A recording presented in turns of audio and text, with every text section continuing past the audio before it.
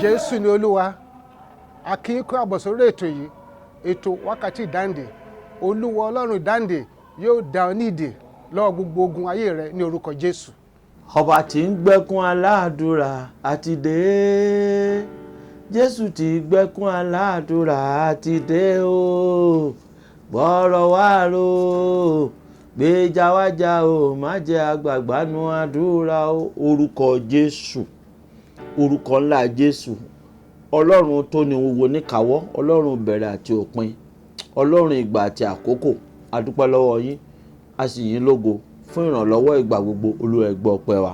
A dúpẹ́ fún àwọn èèyàn yìí náà, a dúpẹ́ fún ọwọ́ agbára yín láyé wọn, a dúpẹ́ ẹ̀rí ńlá tẹ̀ ń fún wọn.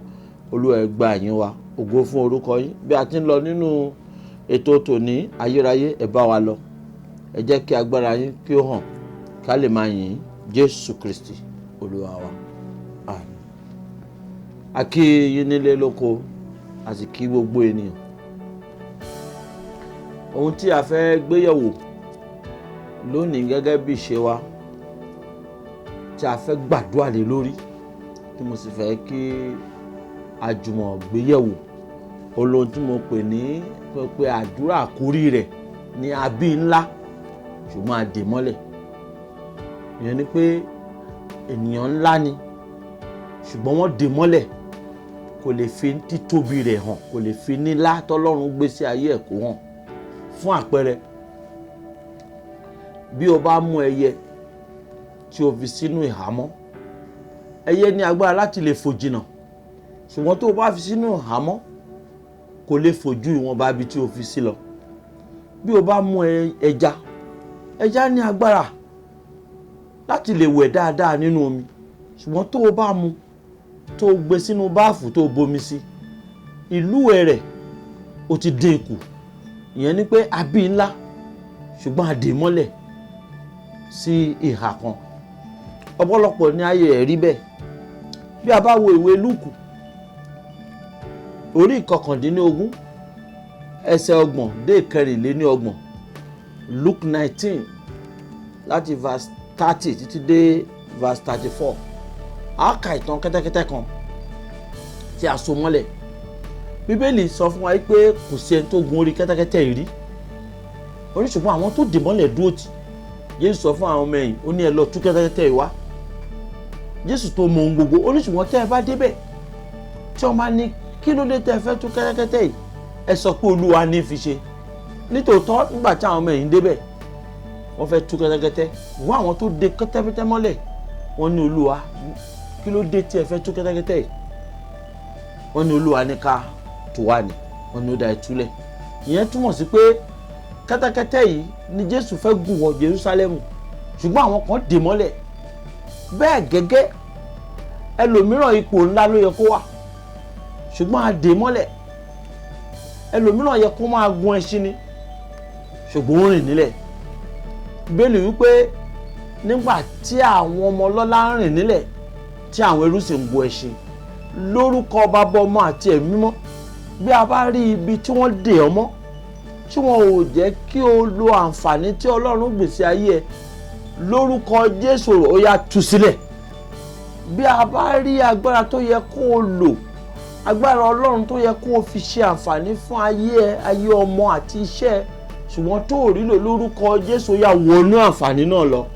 Bí Ọlọ́run ti bẹ tẹ́mi ẹ ń bẹ pẹ̀lú, ìdèmọ́lẹ̀ ọjọ́ pípẹ́ lórí ìpè iṣẹ́ ẹ, lórí ìpè ẹ̀kọ́ ẹ, lórí ọjọ́ iwájú ẹ, kọ́run kó tú ẹ sílẹ̀ kó o sì ṣe rere. Ilé tó dára, ilé tó lẹ́wà kò túmọ̀ sí pé ayé ọ̀fẹ́. Ènìyàn lè lẹ́wà, ènìyàn lè ní ọpọlọ tó dára, ènìyàn tẹ̀ lè gba ìwé ẹ̀rí tó pọ̀, ṣùgbọ́n kó má rí lò nítorí pé a dè mọ́lẹ̀. Àmọ́ mo gbàdúrà ní orúkọ Ọlọ́run tó dá ayé àti ọ̀run, ibi tí a dè ìwé ẹ̀rí ẹ mọ́ tó rí àǹfààní nínú rẹ̀, lórúkọ Jésù ó yá gba ìtúsílẹ̀. Ibi tí a dè iṣẹ́ rẹ mọ́ tí ò rí iṣẹ́ alálùbáríkà lórúkọ Jésù ó yá gba iṣẹ́ rẹ kí ọ̀run kó sì fún ọ ní ẹ̀rí ńlá. Kí lóhun tí à ń sọ? Ó ṣeé ṣe kí ènìyàn kó ní agbára àti ṣe nǹkan ṣùgbọ́n torí pé a dè mọ́lẹ̀ a máa rò lọ́kàn. Olórin yẹn ni máma jẹ́ ń kú sórí mo ṣe o, máma jẹ́ ń kú sórí mo jìyà ẹlẹ́dàá mi gbọ́rọ̀ mi rò káyé máa yọ̀ mí o. Èèyàn lè kú sórí mo ṣe.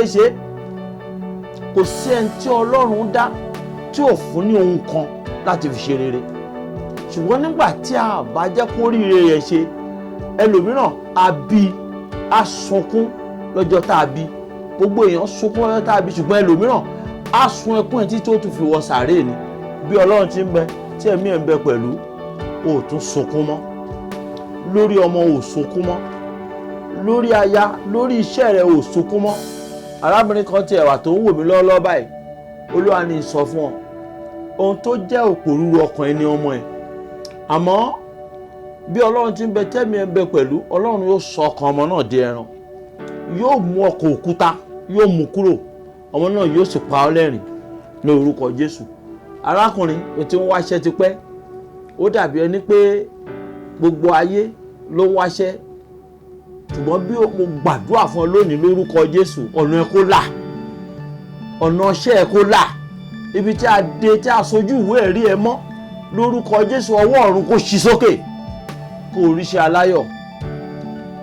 Màmá, ó yẹ kẹ́ ẹ ti máa jẹ wọn ọmọ, àmọ́ nítorí pé wọ́n de iṣẹ́ ọmọ yín mọ́lẹ̀, ẹ lè jẹ wọn ọmọ lórúkọ Jésù olùgbàlà.